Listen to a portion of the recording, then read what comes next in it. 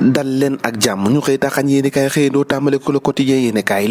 kaay dem ca Touba foofee nag sabotage dëgg moo fa dal dee am ndax gannaaw bi nga xamante ni si teg nañu ab système d'évacuation ngir rek nga ci ndoxu taw yi nag foofee la ay ndoomu aadama ñëw fekk raakool yi nga xamante ni moom lañ fa tegoon ngir ngatti ndox mi dal di koy daggati yàqati ko ba mu yàqu yéeni kaay bi ne à 10 jours du màggal nag plusieurs flexibles sectionnés foofee nag dañ koo yàqate ONAS moom mu ngay dénoncer acte yoo xamante ni si tegul si yoon dafa ñaaw dafa jàccewu nag yéeni kaay bi ne loolee lañu xëyee ca Touba leneen la Sud Quotidien xëyee moo di exploitation commerciale du BRT état bu Sénégal nag appuyé na ci accélérateur bi mu ngay gaawantu mbir ma ndax yéenekaay bi nee na flotte 121 bus naka ñoo ngi koy xaarandi fii ak 150 ak 1000 emplois yoo xamante ni si ñu ngi koy xaarandi gannaaw bu liggéey noppee BRT boobee 150 voyageurs naka bus boobee benn bus mun na koo yóbbu 12000 naka par heure yéenekaay bi ne booy xool 300000 passagers yoo xamante ni si BRT boobu mun na koo yóbbu par jour li ko dalee ci banlieue Ndakaaru jàpp diwaanu Ndakaaru tey mooy quotidien dikkaat ci leneen moo di naka délégation Yewwi Askan Wi nekkoon ca Touba niki démb naka ñoo ngi woon ca wetu Serigne Mountakha Bassirou Mbacké ci waajtaayu màggalu Touba boobee benn délégation boo xamante ne ci waa Yewwi Askan Wi ak ancien ministre Habib Sy noo ko dal dee jiite xalif général des Mourides naka promettre na investir ngir fexe rek ba Ousmane Sonko am libération yéenekaay bi naka moo ngay préciser nee na naka nekkul na en mesure de faire ay injonction ci président de la République waaye naka lépp naka moo ngi koy envoyé li nga xamante ne si moo di ay tàndarma sàkku ci Ousmane Sonko mu dal dee bàyyi rek grève de la faim bi ndax loolee naka jox na ci ay ñaan bu yóbbante ko Ousmane Sonko yor yooyu yéenekaay dikkaat ci loolee président mais affaire Ousmane Sonko Serigne Mountakha Mbacké envoyé na ay tàndarma naka Ousmane Sonko di sàkku rek mu dal dee jeexal li nga xamante ni si moo di grève de la faim boobu mu nekkee ci biir kaso gi ci biir yéenekaay bi naka Aïda Mbodj nee na Pastef mu ngi fii Pastef mu ngi wéy di des rek ci xel yi ak xolu askan wi ndax Pastef boobee naka kenn mënu koo dindi Serigne Mountakha Mbacké nee naka dafa considéré Sonko comme doomam Serigne Mountakha Mbacké mooy àddu ba tey ci biir yéenekaay bi nee na jot na naka njabootu Sonko lam leen xamle rek moo di mu fexe rek ba bàyyi li nga xamante ni si moo di grève de la faim boobee Serigne Mountakha Mbacké nee na naka appelé na ki nga xamante ni si moo di Macky Sall pour aborder moom waxtaan ak moom ci mbir moomee nag nga xamante ni si moo lëkkale Ousmane Sonko ak wàllum yoon wi gaay jël di Barça wala Barça grand place yéenekaay ci la xëy nee nag si jamono ji nga xamante ni waa Fass Boy naka ñoo ngi jooy seeni doom noppeegunu ñooñu nga xamante ni dañu ñàkk seenu bakkan ci ndox mi beneen gaal naka demaatoon na ci biir géej gi yéenekaay bi naka waa marine bi naka ñoo leen dal dee artu naka si yoon wi yéenekaay bi ne gone yi bàyyeeguñ ñu ngi ci ba tey naka si xel di dem li nga xamante ni si moo di tugal jaare ci yoon wi mu jël di candidature am ci Benno Bokk Yaakaar Direct News nag moo àddu jëmale ci wàllum politique ka Ousmane Sonko situation ci Niger Mame Boye Diao wax na ay dëggam nee na amul benn candidat boo xamante ne signé na benn charte bu dee moom li ko concerne nag il faut ñu xam ne naka apparté wu nag kenn le président Macky Sall moom mooy choisir te dinañ ci waxtaan yéenekaay bi naka dikkaat na ci wàllum politique googee antenne yéenekaay dikkaat ci perte yi nga xamante ni si nemmeeku nañ ko lu tolloo ko 5 milliards de francs CFA yàqute yu bëri yi nga xamante ni gisoon nañ ko foofee nga xamante ni moo di ci BRT bi contentieux jëm ci foncier entre maire bu Jaxaay ak Mor Sarr Ba ak habitant ñàkkurab naka juróomi ñoo xamante ni source année na tegagum leen loxo fi mu ne ni l'observateur yéenekaay dikkaat ci mbir mu yéeme naka moo di ñaari agent GIGN naka fi mu ne ni dañ leen a arrêté lañ leen toppee naka bokk na ci dañoo fekk ci ñoom ñaari milliards faux billets xamante ni gars yi yoroon nañ ko les minutes de la rencontre ak xalif général ak leader Yewwi Askan Wi yéenekaay bi naka xëy na see dikkaat bu bëree bëri Walf Quotidien dikkaat ci présidentielle 2024 yéenekaay bi naka moo ngay nas ay pexe di wax opposition bi nees war a def rek boo gagné li nga xamante ni si moo di élection yooyu Walfadjri yéenekaay xëy na si xëtam mu njëkk ñu àddu ci wàllum làmb naka fekk suñu làmb yéenekaay xamu koy dal rek moo di Ama Baldé 6 combats ci fukki at Ama Baldé moom fi ñu doon daanaka defatul waaja nag 5 ans sur la touche naka yéenekaay bi ne Ama Baldé booba ak léegi naka combattre na ko invaincu depuis 11 ans le bout du tunnel de la 5e bout du tunnel le 5 novembre bi la ñuy xam ndax ëllëgu Ama Baldé ci lamb ji ndax boobu ak léegi combat buñ ko tëgg rek mbir ma daal di échec leneen ci tribune yéenekaay dikkaat ci wàllum lamb kamu dalal rek moo di Franc mu ngay traité Reug-Reug de poltron nee na day tàppale defi na Sa Thiès ak Gris Bordeaux yéenekaay bi ne na moom Reug-Reug boobee dafa tànn Bombardier ngir daal di koy wattu naka bañ a bëre